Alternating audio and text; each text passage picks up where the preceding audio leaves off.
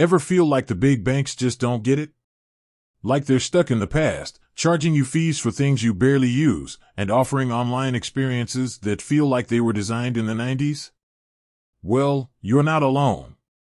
In fact, that frustration is exactly what sparked the creation of fidorbank, a revolutionary online bank that aimed to shake things up. But who's the mastermind behind this maverick institution? Today, we're diving deep into the world of fintech to meet the man who dared to disrupt the status quo, Matthias Kroner. From traditional banking to tech trailblazer, Matthias Kroner wasn't always a fintech rebel. He started his career in the heart of the traditional banking world, working his way up the ranks at established institutions. But as the financial landscape began to shift with the rise of the internet, Kroner saw an opportunity. He saw a chance to build a bank that was different, a bank that truly catered to the needs of a digital age. The birth of fidorbank, a community-driven revolution. In 2009, Kroner's vision materialized with the launch of fidorbank. This wasn't your typical online bank. Fidor was built around the idea of community.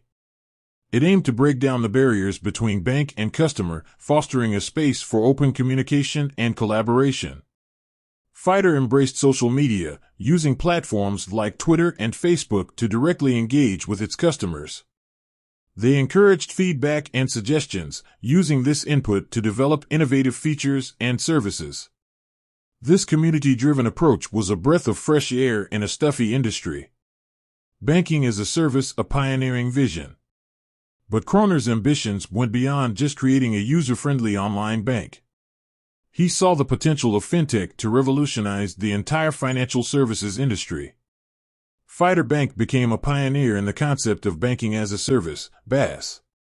Through BaaS, Fidor offered its banking infrastructure and technology to other companies.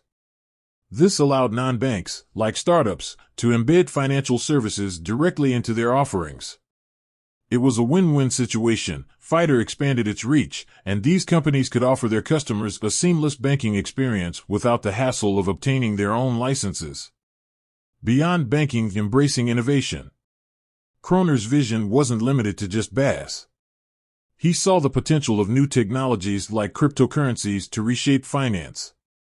Fidor became one of the first banks to explore partnerships with cryptocurrency platforms, recognizing the potential of this disruptive technology. The legacy of Fidor. While fidorbank itself ceased operations in 2023, its legacy lives on. Kroner's innovative spirit and commitment to customer centricity left a lasting mark on the fintech industry. He proved that banks don't have to be stodgy and traditional. They can be agile, adaptable, and driven by a desire to truly serve their customers. The future of fintech. Today, Kroner continues to be a vocal advocate for innovation in finance. He advises startups and works tirelessly to push the boundaries of what's possible. The story of fidorbank is a reminder that even in the face of established giants, there's always room for disruption. It's a story that inspires us to question the status quo and imagine a more innovative, customer-centric future for finance. With that said, thanks for watching, and until next time, keep questioning, keep exploring, and keep demanding better from your bank.